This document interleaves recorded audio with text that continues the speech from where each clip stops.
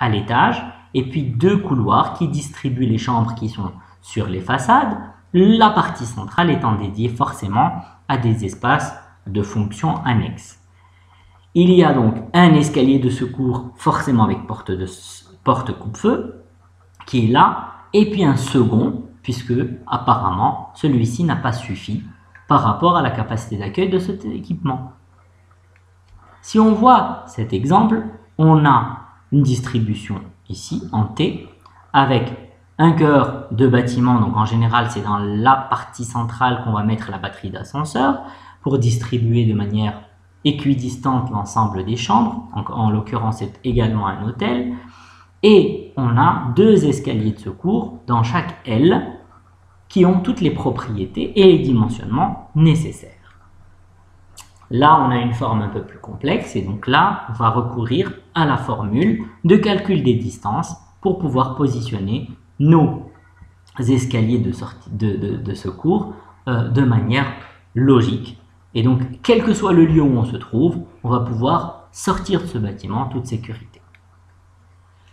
Si vous avez des questions à propos du paramètre sécurité, qui est un vrai sujet, et ça ne suffira certainement pas pour tout vous expliquer avec cette petite communication, vous pouvez déjà chercher sur Internet quelques documentations et nous poser les questions nécessaires. En tout cas, c'est un critère qu'il faut certainement avoir en tête, mais au second plan, parce qu'on trouve des solutions. Le premier plan, dans la conception du parcours intérieur, est forcément le paramètre qualitatif. L'efficacité ne se discute pas. Un parcours de distribution doit être efficace et doit faire son travail convenablement. Et c'est pas au nom de la qualité qu'il doit devenir un labyrinthe. D'ailleurs, s'il n'est pas efficace, il ne peut pas être qualitatif. Quand on parle de qualité confort pour tous, c'est parler du parcours de distribution comme étant un véritable espace de vie dans le bâtiment.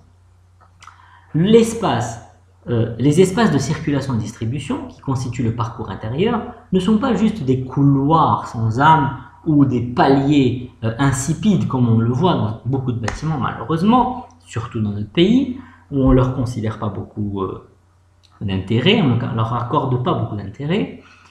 Ils devraient incarner l'âme et l'identité du bâtiment.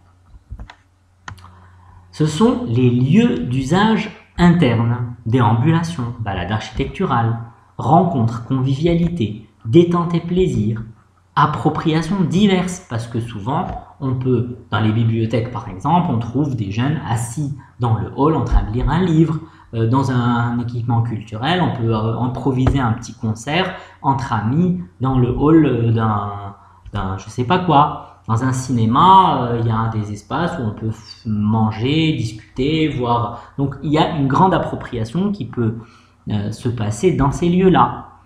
Donc, ils doivent être proportionnés à l'usage et à l'échelle de l'équipement. Bien entendu, on parle de hall, atrium, galerie, patio, couloir, mais ce n'est pas dans un petit équipement qu'on va créer un énorme hall. Il faut que ça soit logique et proportionné.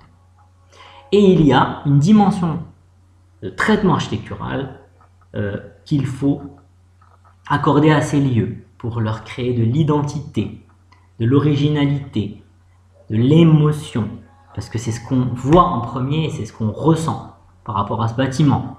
Des ambiances spécifiques, du marketing lorsqu'il s'agit d'un bâtiment commercial ou un équipement qui a vocation à se vendre.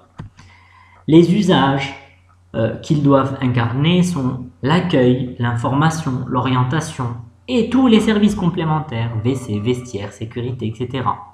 en favorisant la convivialité et le plaisir. Donc on insiste beaucoup sur cet aspect-là qui doit être celui qui guidera en premier votre choix de conception. Le critère efficacité devrait être systématique et on traitera la sécurité à la fin en apportant les correctifs nécessaires. Mais on ne va pas faire un système de distribution complètement rigide sous prétexte que nous allons assurer la sécurité des gens.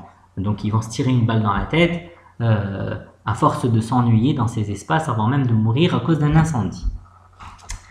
Qualité et confort pour tous, donc on parle de qualité architecturale, ressentie par les usagers, puisqu'à chaque fois on vous dit qu'il faut toujours penser à la place de l'usager.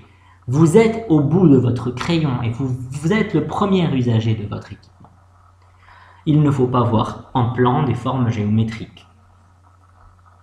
Confort physique et physiologique et confort psychologique. Le confort physique et physiologique dépend des formes, des proportions des espaces, des ambiances, confort acoustique, thermique, visuel, d'usage. Le confort psychologique est la perception de ces états physiques et physiologiques par l'esprit humain inconscient, qui va procurer des sensations de bien-être, de malaise, de plaisir ou de dégoût. On va revenir donc aux critères qualitatifs à travers des exemples à la fin de cette communication. Mais j'aimerais aborder la question de qualité et confort pour tous, c'est-à-dire penser à la majorité sans oublier les minorités.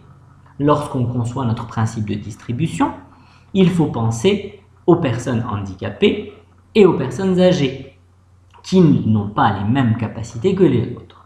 Pensez au passage des fauteuils roulants, éviter les différences de niveau et obstacles inutiles, prévoir des rampes, des ascenseurs, des largeurs de portes et de couloirs suffisants, des paniers et des boutons de commande accessibles, des WC handicapés.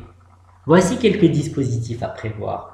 Donc dans la première référence, on voit bien la rampe qui accompagne l'escalier. Il y a les petits dispositifs d'ascenseur qui nous permettent de faire monter des personnes sur fauteuil roulant, mais également les poussettes, il ne faut pas oublier cet aspect. Les couloirs doivent être convenablement dimensionnés dans un équipement public. Le minimum est de 1,50 m pour permettre le croisement d'un fauteuil roulant avec un passant.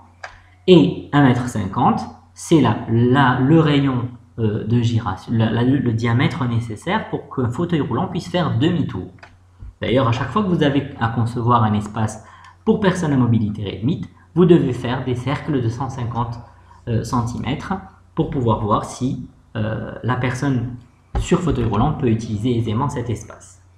Je vais épargner les détails puisque Hadoma qui sont complètement disponibles sur Internet, les ascenseurs, les WC, etc. Pour les personnes, pour les malvoyants, vous avez également des dispositifs de texture rugueuse pour prévenir un danger ou de signaux sonores. Également, donc, le sujet des ERP, des PMR, des personnes à mobilité réduite, est un grand sujet avec beaucoup de littérature. Celui qui veut s'y intéresser, il peut trouver tout ça partout. Qualité et confort pour tous, donc on va voir quelques exemples de halls, de couloirs, de parvis qui nous permettent de nous rendre compte de la dimension qualitative et du niveau de conception que nécessitent ces lieux.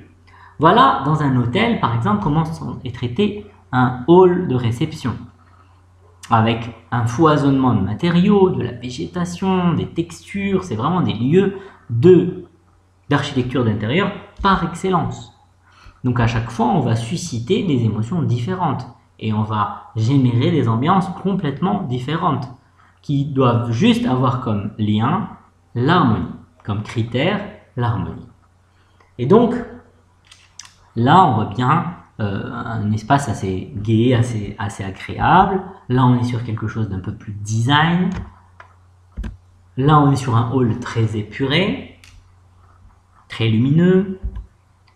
Et regardez les couloirs. Par exemple, dans les hôtels, comment ils peuvent avoir donc un soin particulier. La moquette au sol, pour éviter de faire du bruit quand on marche. Des lumières assez tamisées pour marquer déjà l'ambiance du couloir vers l'espace privatif et inciter les gens à se calmer. Et également des dispositifs esthétiques qui peuvent agrémenter complètement les espaces. Dans le tertiaire, le hall est très important parce qu'il a une dimension en marketing. Il représente l'image de l'entreprise. C'est là où on retrouve donc en général des desks d'information et des filtres qui permettent seulement à ceux qui sont autorisés d'y accéder, les visiteurs munis de badge ou les employés. Plus l'équipement est important, plus le hall prend de l'ampleur, plus ça devient carrément des espèces de mini-villes, des bulles dans lesquelles il se passe absolument plein de choses. On peut trouver des commerces où les gens passent du temps, etc. Encore une fois un exemple, donc là c'est un espèce de patio, là c'est une rue intérieure avec même de la végétation. Donc regardez le grand volume qu'on peut trouver ici avec des vraies façades intérieures. Et à plus petite échelle, donc un petit hall comme ça qui peut aussi avoir beaucoup de charme. Voilà, encore un autre style. Quand on monte un peu dans les étages, les rapports entre les bureaux, les rapports de point de vue, donc les limites entre les différents bureaux. Et là, il y a un vrai sujet par rapport au tertiaire, de la qualité, de la capacité des espaces et de l'ambiance des espaces à accroître la performance dans le travail. La santé.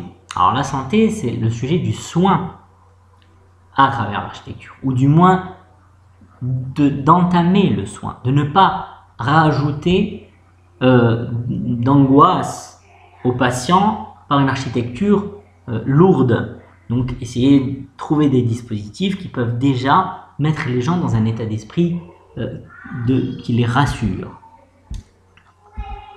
Donc regardez quelques exemples. L'espace sanitaire, il y en a plein. C'est forcément pas les meilleurs que j'ai choisis.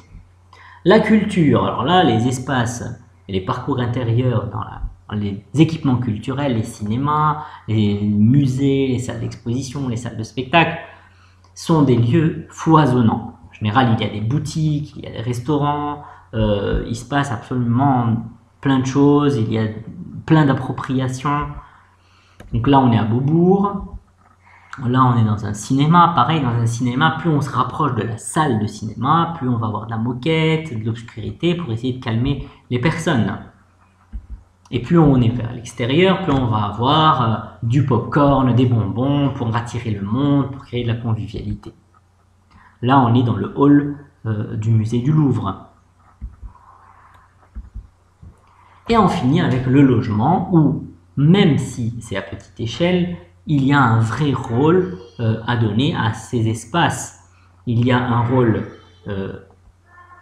d'accroître le confort de vie, celui de prévoir un accès confortable, de prévoir un espace convenable pour les boîtes aux lettres, les locaux poubelles, des espaces pour garer les vélos par exemple, introduire de la végétation, créer de la luminosité et donner un effet accueillant, accroître le niveau d'intimité et surtout prévoir les filtres nécessaires pour protéger l'intimité de la copropriété.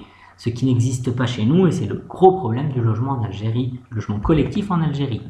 Regardez ce type d'exemple. Voilà, il y a aussi une dimension marketing pour les promoteurs qui vont mettre l'accent sur ces moments-là pour accroître leur capacité de vente des logements qu'ils commercialisent. Voilà, donc j'espère que cette communication va vous aider, va vous donner l'eau à la bouche pour la conception de votre parcours intérieur et nous sommes à votre disposition pour répondre à vos questions. Bon courage!